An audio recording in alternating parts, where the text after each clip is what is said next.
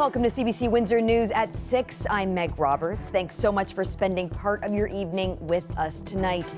Local businesses are ramping up support for those in Gaza as the Israel-Hamas war escalates, with hundreds dying.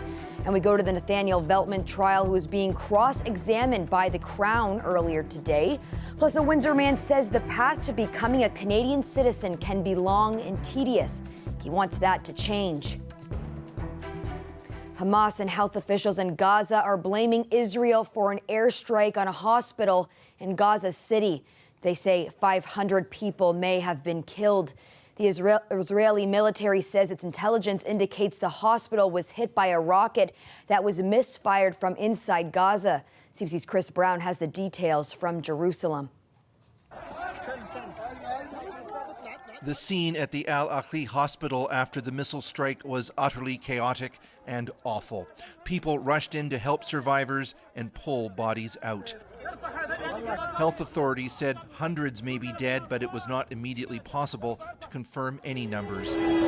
Starved of fuel, supplies, and water by Israel's blockade, hospitals in Gaza were already near collapse, but thousands of extra people may have been on the site using it as a shelter. British Dr. Ghassan Abu Sattah was at the hospital when the missile struck. Parts of the hospital are on fire. I don't know whether that's the emergency department. Certainly the operating suite, the part of the roof has fallen. There's broken glass everywhere. There are lots of people who are taking refuge in the hospital. There are people moving in the corridors. Okay, I need to go. An Israeli officer initially told a briefing he couldn't confirm it was an Israeli missile that hit the hospital, and a statement later said the strike was a failed rocket launch from Islamic Jihad. But Hamas immediately blamed Israel, as did most of Israel's neighbors. Palestinian leaders in the West Bank called it an act of genocide. Turkey's president said it was an attack devoid of the most basic human values. Even before the hospital was struck, it had already been perhaps the deadliest day of the 11-day-old war in Gaza. Earlier, Israel's military had hit buildings in the southern city of Rafah and a refugee camp in the north of Gaza. People there tried to pull survivors out of the rubble with their bare hands. With thousands dead, people are being buried en masse. Here, a family of 11 with what seems like an unending row of graves ready for the next funerals. The strike on the hospital comes just hours before U.S. President Joe Biden was set to arrive as a show of support for Israel. He was also due to meet Palestinian leader Mahmoud Abbas. Tonight, there are protests in the West Bank, and Abbas has canceled that meeting. Chris Brown, CBC News, Jerusalem. The strike on the hospital in Gaza has drawn wide international reaction, which includes Prime Minister Justin Trudeau. The news coming out of Gaza is horrific and absolutely unacceptable. International humanitarian and international law needs to be respected in this and in all cases. There are rules around wars, and it's not acceptable. Those devastating images coming out of the Middle East have prompted local businesses to step up their humanitarian relief efforts. The lack of water, food, and medicine in Gaza has some restaurant owners giving up a day's worth of profits. The CBC's Dalton Chen has more. Hamoudi's Shawarma in South Windsor gets a steady stream of customers daily. But the eatery won't be making any money Friday. 100% of proceeds from their sales on that day will be going to humanitarian relief in Gaza. And Hamoudi's is not alone. Dozens of Windsor businesses are participating in the campaign this week. Each business has a different day when their sales will be devoted to Gaza. The campaign's organizer says he knew many here would be eager to help. A lot of the businesses have family in the region. They all feel it. They're all affected. You know, it's not a political issue. It's a humanitarian issue, but everyone feels it. El Sheikh says at least 50 Windsor businesses have joined the campaign. The money will go to organizations such as the Canadian Red Cross, Doctors Without Borders, and Islamic Relief Canada. We're overwhelmed by the positive response that we've seen from the Windsor community. It's absolutely beautiful how we've seen time and time again, whenever there have been crises around the world, that the Windsor community always bands together and shows their support for those that are suffering. Windsor-Tecumseh MP Eric Kuzmerchuk is among those who have endorsed the initiative. Although the campaign's flyer bears the Palestinian flag, participating businesses are saying their involvement is not about choosing sides. This is strictly a humanitarian issue about getting children, women, men, clean food, clean water, hygiene kits, medicine if need be. That's what this is about. Nothing to do with politics. No political stripes on this whatsoever. We don't want to get involved in that. We don't want to create any sort of division or any sort of anger or upset. We just want to help people in need. And that's what our message is, and that's what we're trying to do. The campaign continues until Saturday. El Cheikh says he expects the total funds raised will be in the tens of thousands of dollars. Dawson Chen, CBC News, Windsor. A Windsor man waited nearly a decade to become a Canadian citizen. He says that's too long and wants to make that path easier for future asylum seekers. CBC's TJ Deere brings us his story. Christopher Dennis knows what it's like to face a difficult entry into Canada. He fled his native Liberia when civil war broke out in 1989, fleeing to neighboring countries and staying in refugee camps. He had built a successful career in IT, going to school in Ghana and the U.S., but when he applied for asylum in the U.S., he was denied. I didn't know what to do anymore. I was, really hopeless what would happen. But yet and still, all of those did not deter my pursuit for safety and education. So I turned to Canada, and Canada gave me hope. After sitting through a 16-hour interview with border officials at the Ambassador Bridge in 2010, Dennis was allowed to enter Canada and apply for asylum. 3 times he applied, 3 times he was denied. I was worried that I was going to be removed back to a country where my safety there were going to be in jeopardy. Undeterred, he tried a 4th time. This time, he was approved, eventually becoming a Canadian citizen in 2019. But what happened here isn't unique to Dennis, according to an immigration consultant. The COVID-19 pandemic and the closure of Roxham Road in Quebec have only made things worse. Is the system ready to handle those cases? The answer is no, because the system was found based on a smaller number of people. Data published by Canada's immigration and asylum body on its website says 39% of its temporary visa applications are backlogged.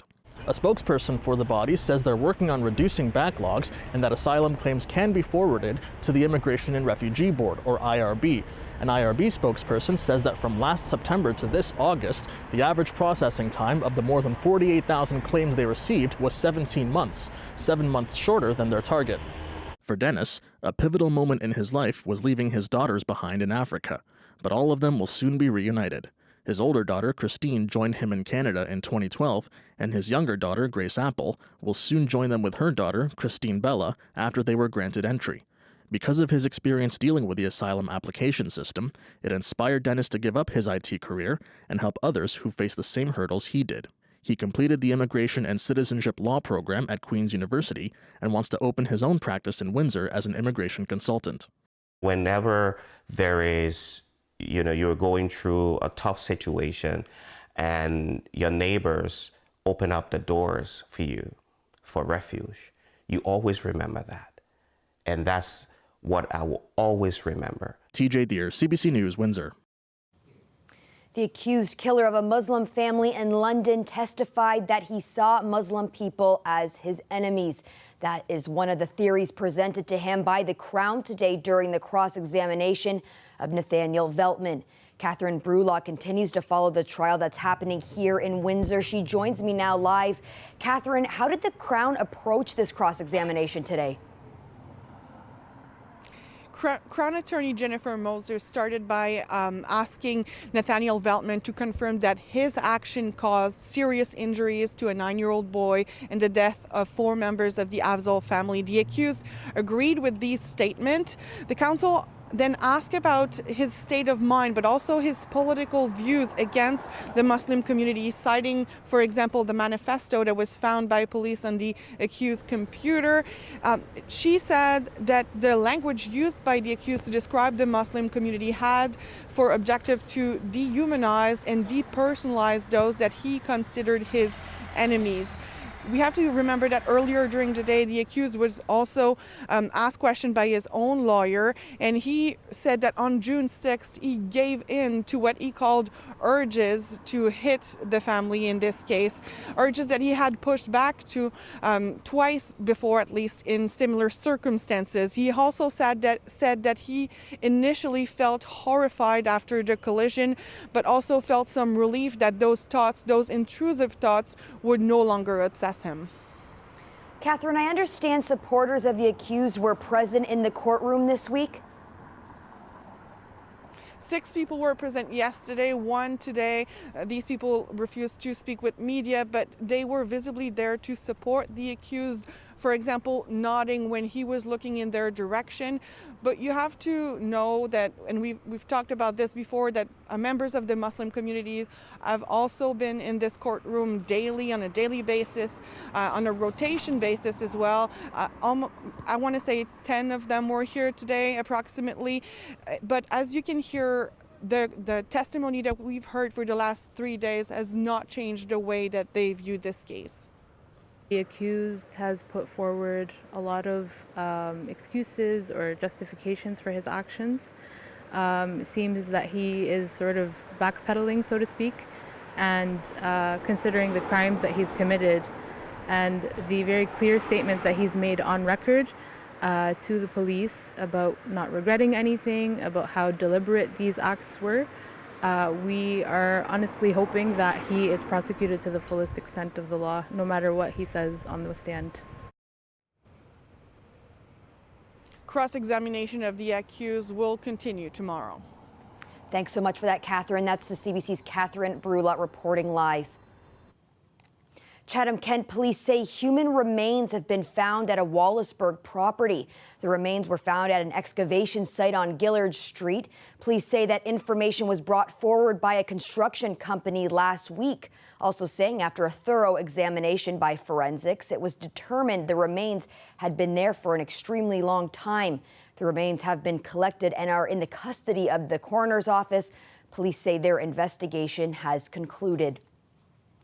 Now, starting tomorrow, Unifor says it will officially begin contract negotiations with Stellantis, and they've set a strike deadline for October 29th at midnight if a deal cannot be reached. Last month, Unifor established a pattern with Ford. That agreement was ratified by just 54% of its membership, including employees at 2 engine plants in Windsor. The low ratification number signaled many people were unhappy with the deal. But it wasn't the same story for GM workers who voted 80% in favor of a tentative deal, which makes for unpredictable negotiations between Stellantis and Unifor, according to an auto analyst we spoke with. Unifor Local 444 President Dave Cassidy tells CBC News that there's room to improve the deals that have already been approved, although he acknowledges there's not a lot of leeway when it comes to pattern bargaining. Cassidy says his members made it clear to him they aren't happy with the Ford deal. Turning decomposing trash into green energy, that's what soon will happen at a landfill near Bledum. A renewable natural gas facility is being built on the property to capture the gas produced from piles of garbage and then be transported to an injection point where the gas will be added to Enbridge's regular natural gas supply. Typical to most landfills, you'll see large mounds, and what those mounds are decomposing organic waste underground. As those organics decompose, they break down and turn to methane, as well as some other constituents. We can capture that methane and use it to create low-carbon, renewable natural gas to fuel fleets and heat homes. Gas from the organic waste at Ridge Landfill is expected to power 40,000 homes a year and should keep supplying energy for the next 20 years. Construction began in July. The facility is expected to be up and running by the end of the summer in 2024. Enbridge says projects like this one will be a key component to achieving net zero and eliminating greenhouse gases. Well, a new initiative at the downtown Windsor Farmers Market is hoping to feed the bellies of those in need. All leftover produce from the event will be donated. It's called the Good Greens Food Reclamation Program and is being put on by the BIA. They hope to reduce food waste, help with food accessibility, and provide better access to fresh food. The program will run for the rest of October and start up again at the beginning of market season in April. So far, organizers say it's been a success. Last 2 weeks, 950 pounds of fresh produce, and that's everything from fruits and veg, from perishables to things like potatoes and squash and cabbage that have a little bit more longevity. Market runs until October 20th, and so for the first 4 weeks we were looking at doing fresh produce only. In the new year we will be looking at adding baked goods and prepared foods as well.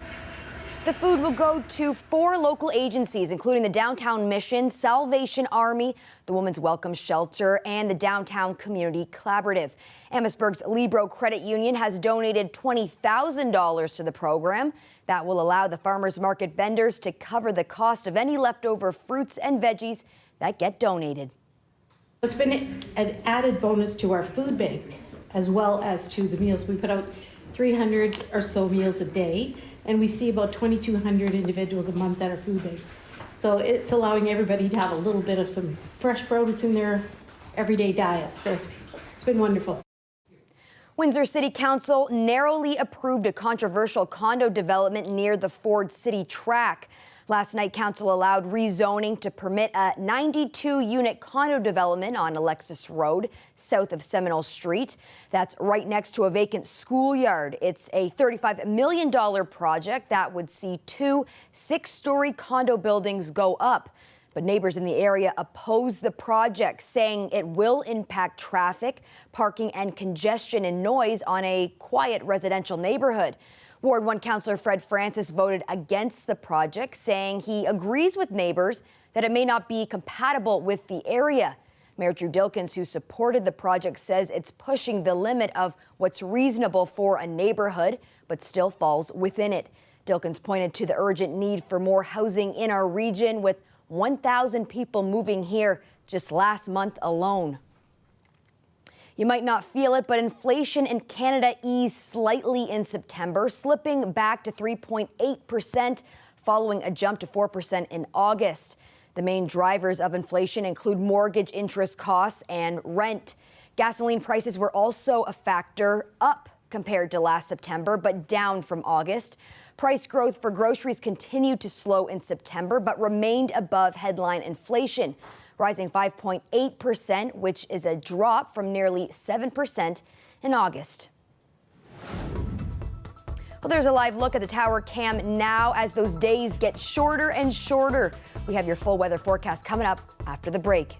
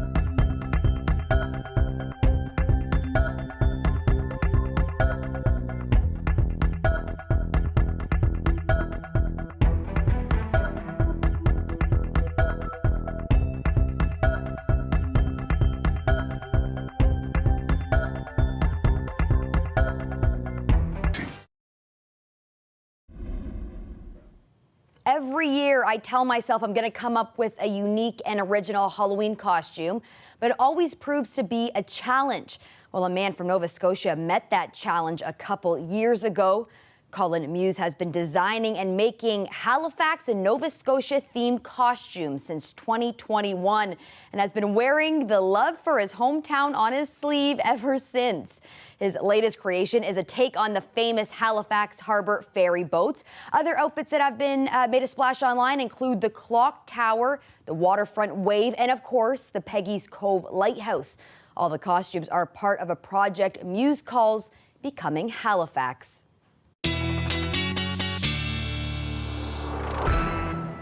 Colin, I know this is the time of year lots of kids and adults are thinking about what they're going to dress up as on Halloween. I'm curious to know what your most memorable costume was. Okay, so my very most memorable, Meg, I hope we can do kind of a show and tell as we get closer to Halloween, even though I'm dressed like it is, because I don't have a picture scanned in of my favorite, but it was made by my eldest sister, and I do have a picture of her and I, not as creative as our friend from Nova Scotia, but of us in children's, we're adults at this point in our life, but these are children's costumes from like Walmart, so you can see how the pants weren't long enough for me. And anyway, it's a favorite because it was with my family, and she actually made the costume that is my absolute favorite. So we'll share that. We'll hold on to that. Okay, I just want to show you some of the warmth. It's like a tongue of warmth there through the Midwest. Did we feel it? Southwestern Ontario, the cloud cover, so stubborn. So just 10 degrees in terms of the current temperature, more than double that, just a bit to the west of us. Milder air is trying to make it in. We're at least going to see those winds shifting around to a southerly direction. That will help. We've lost the northwesterly flow. We're turning more westerly now, and that's going to help some of these readings. There you can see those westerly winds. So once they do come around from the south, though, the other thing that happens is there has been some lake effect showers at times, mostly to the south of the lower Great Lakes, and some of those may push up above north of Lake Erie, but that's going to be much further east, I'm thinking, but it does enhance some of the cloud deck that we've been seeing and that has been so stubborn. So if we can get some of this to erode tonight, still hoping for that, so that we get into more variable skies for tomorrow. The ridge is here. It's trying to move in, but we also get into some interesting conditions when you've got lakes that are warmer. The water temperature, Lake Erie, near 15 degrees than what we're getting to with some of our air temperatures. So they wreak havoc a little bit and add to that cloud cover situation. So we move into Wednesday. Things should be looking a little bit better as we get some clearing overnight tonight. It will be kind of variable skies through the day on Wednesday. I still think it will be kind of the nicest day of the week because it's going to be into Thursday and likely Thursday morning. This model may be going a bit too quickly with it in terms of the timing, but likely Thursday morning when we do get the rain coming in. And then once we get into that, it is a situation where it's kind of unsettled, and we have at least a chance of showers then in our forecast as we move forward right into the weekend. So overnight temperatures, have a look at those, and quite a range. Again, getting into that southerly flow, it has an influence on you there in Leamington, and you lose the lake influence of a northerly flow in Sarnia, so cooler conditions. Sunset tonight, still have some time, and sunrise tomorrow, 7:48. It's not till we get a few days into November, then we'll be worrying about changing our clocks. 16 that high tomorrow if we can get some of that sun coming through, and then there it is, some of those showery conditions. Well, thanks so much for that, Colette. You're welcome. There's a new pepper out there that's even hotter than the Carolina Reaper, which previously took the record. We tell you just how spicy it is coming up.